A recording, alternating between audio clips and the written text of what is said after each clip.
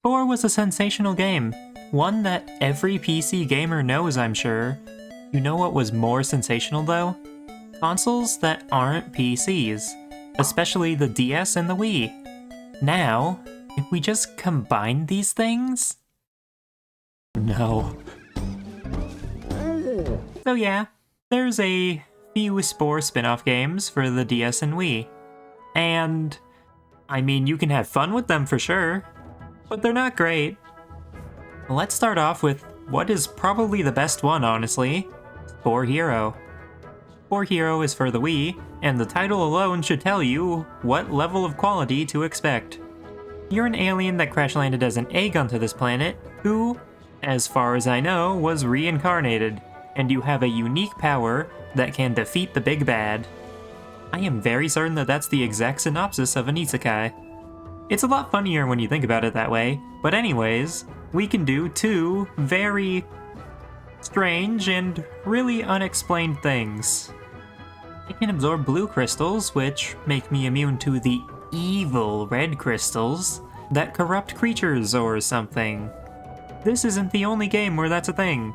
I don't really know why. We also have the power to just evolve at will, if we unlock the parts, that is.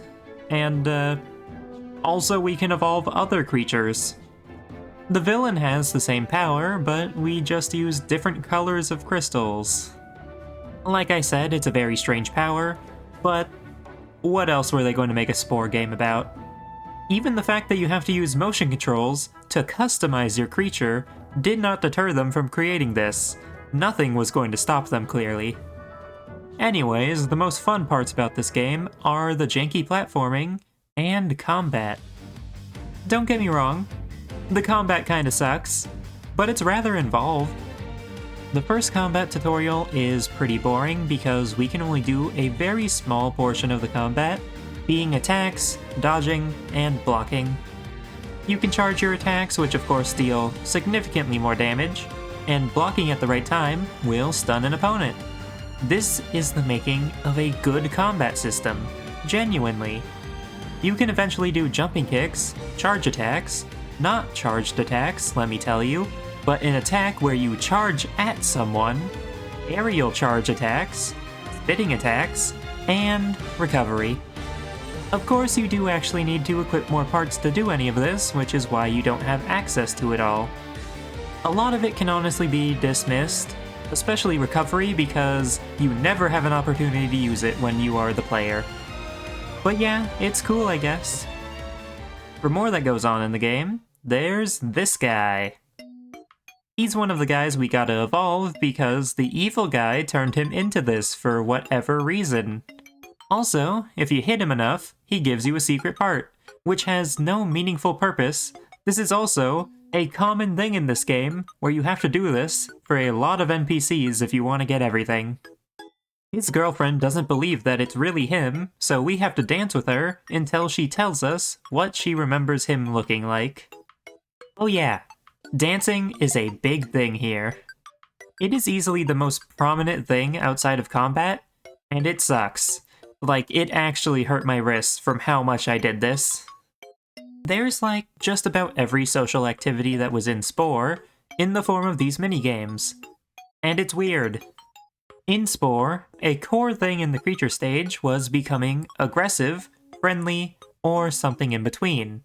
And you don't have a choice here. There also wouldn't be a reason to make a choice because it is so easy to just equip every best part. Outside of those, there is this thing. Now this is the real worst part of the game. You avoid things while running on a track, racing against another creature, and sometimes the stuff that is thrown at you is just unavoidable. The best part about it is that I believe it only comes up twice in the entirety of this game, and one of those times is optional. Moving on anyways, a nest got corrupted by a red crystal, and we free it, but if we want to use their nest for our evolving, we have to beat them all first, as per their request. Yeah, this game is something, and creatures of a nest share most of the same parts, as well as their AI, so this really just pads out the game, and is a recurring theme throughout. After that, I meet the sage or whatever, who wants me to collect relic pieces to rebuild the guardian statue. We encounter the evil guy, Zarkator? Zarkator? That's a name, I guess. We fight, and then after that, he makes us fight his little gremlins. A bit later, I made my creature a bit more horrifying, and stumbled around until I got stuff done. The directions in this game are really confusing. I spent a lot of time just walking around until something happened.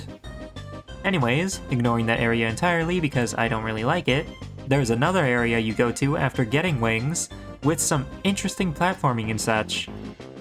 The fights were alright, I guess. They were all the same and pretty tough actually, but eventually I kind of ended up just stun-locking them somehow.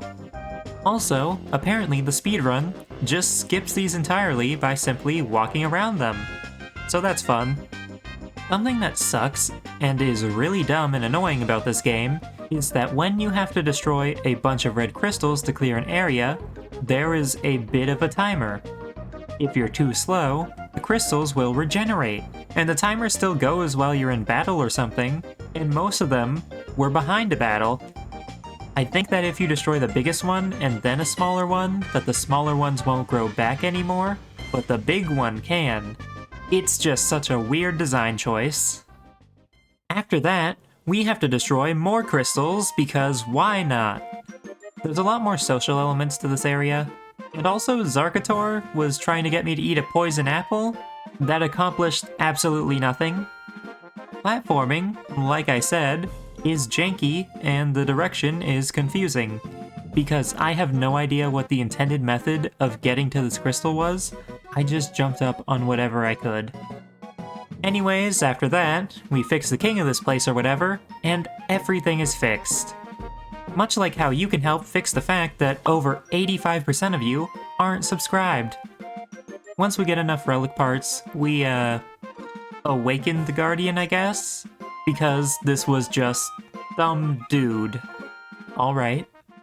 We go to a new location and do some more fights, and a brand new social game. Posing. This was the worst. I spent forever trying to figure out why it would not work no matter what.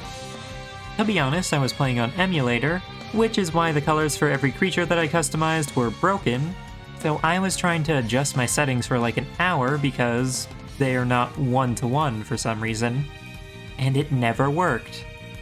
That was until I realized something while looking at the graphic for this game. When I put the controller stretched out to do the balancing pose, they have to be facing straight up. This was the dumbest and tiniest detail that I have ever seen done with the motion controls. Oh, and also the fact that you have to do this with the right-handed control scheme because there is no left-handed option, so you have to hold the controllers in the opposite way if you are left-handed. I am left-handed. After that, we fight Zarkon. Oh wait, no, that's the Voltron villain. We fight Zarkanator.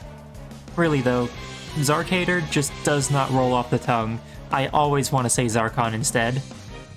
Once we beat Zarkator, we go inside the giant anglerfish where the brain of the entire planet is held. Because why not?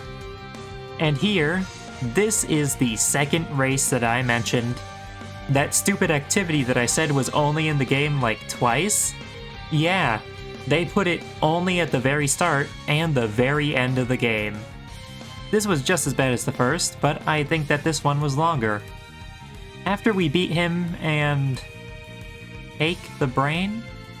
I don't know. We give it to the Guardian statue. He gains the ability to talk and tells us that I am actually the Ancient Guardian. That doesn't make any sense because I'm pretty sure Zarkator said that we came from the same planet, which was not this one, but alright.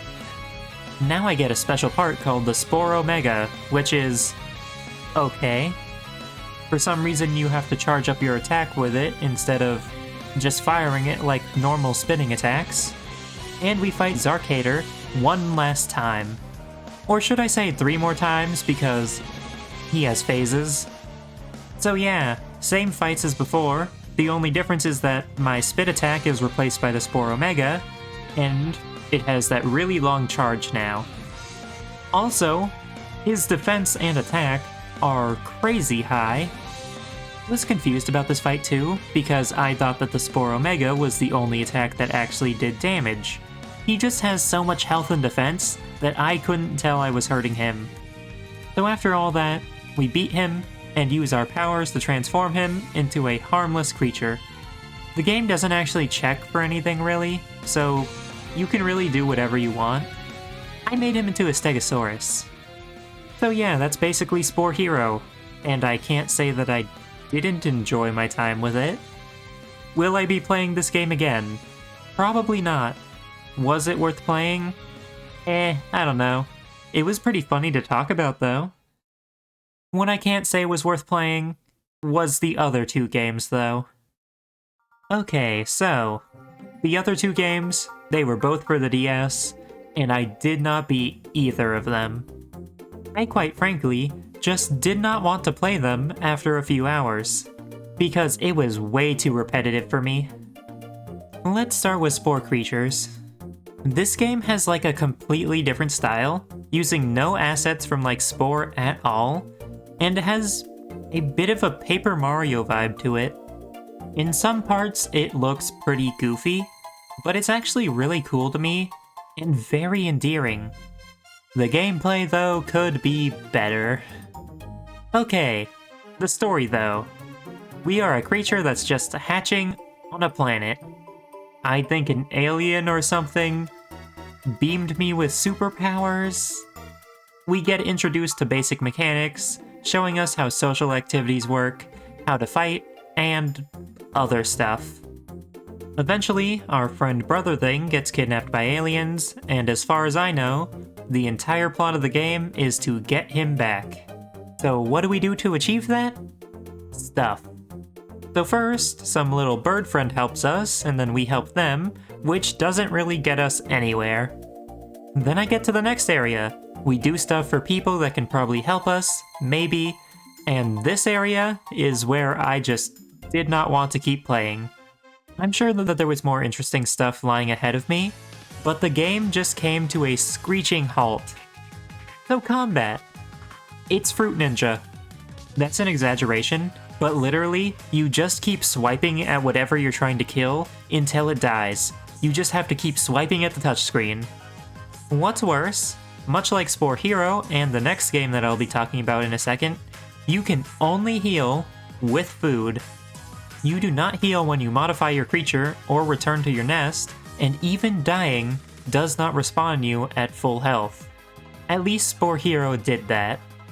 So, if you want to have a chance at combat, you have to eat food, and if there's no food around, you just have to wait for it to respawn. You also need to bring other creatures with you. Much like in the original Spore, where you can use social skills, you can bump up your numbers and gang up on stuff. The problem here is that this game makes socializing so much worse. There are two social interactions. Either you gain teeny tiny amounts of friendship by cuddling, or you play a rhythm game that is just a bit less slow.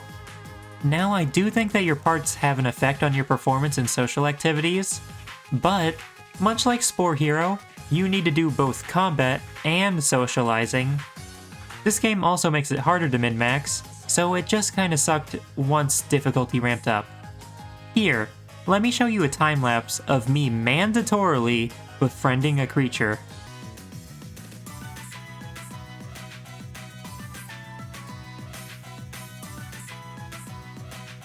Yeah, I hope you understand why I gave up on this game.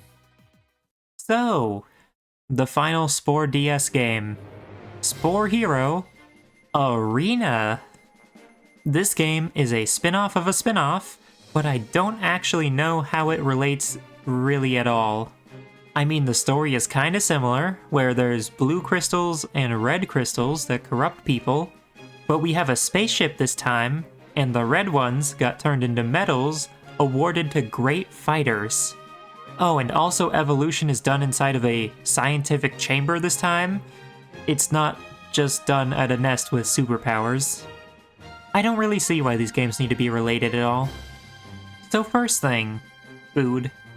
It is somehow even more poorly designed, but I guess it's not technically worse.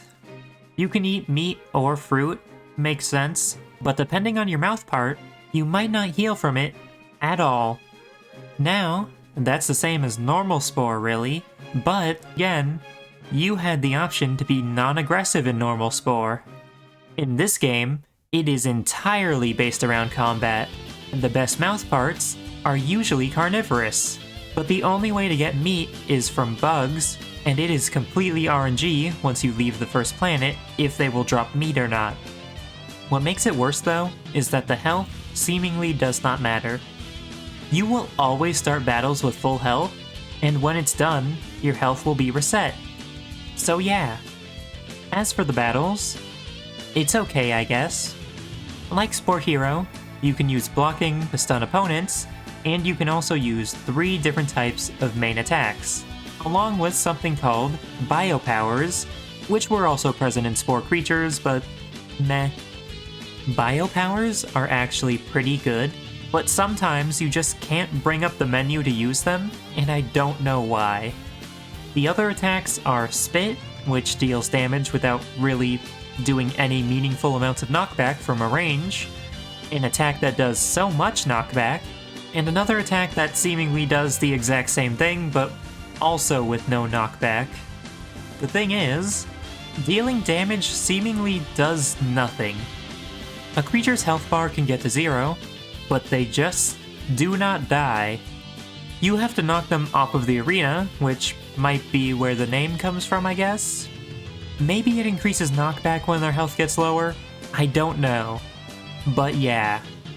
There's also charged attacks, but those suck because you can just get hit and ganged up on while trying to perform them.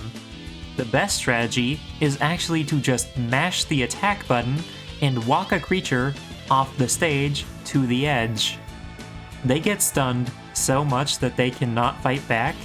It does consistent knockback, and it is incredibly fast. That's all the game boils down to eventually, except that there are some, like, side quests, and some battles have certain conditions, but I haven't seen any conditions that actually negate this strategy. I think that I got to, like, the 3rd planet, and I just got bored. The character creator is actually really good here, sadly, using 3D models surprisingly, and having the size of your parts affect your stats. That's pretty cool.